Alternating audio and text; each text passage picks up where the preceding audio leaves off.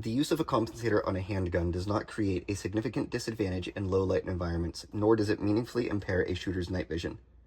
The concern that compensators increase visible flash stems from a misunderstanding of how both muzzle flash and human visual adaptation actually work.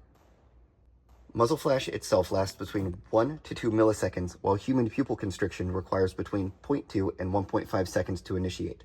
Put simply, the flash occurs and disappears far faster than the eye can physically react.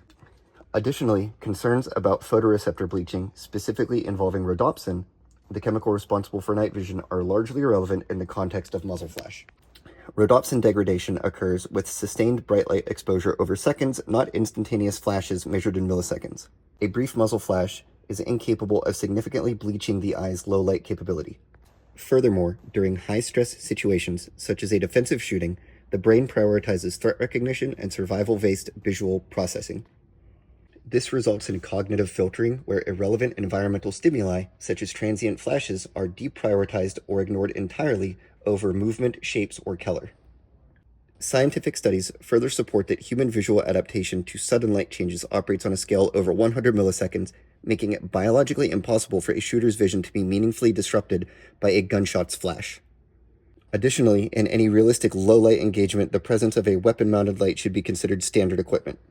The directed, overwhelming brightness of a proper weapon light fully dominates the shooter's visual environment, negating any minimal flash signature produced by the weapon light, compensated or not. The directed, overwhelming brightness of a proper weapon light fully dominates the shooter's visual environment, negating any minimal flash signature produced by the weapon, compensated or not. Finally, it's important to understand that a compensator does not create additional flash energy. It merely redirects existing gases upward and outward to reduce muzzle rise.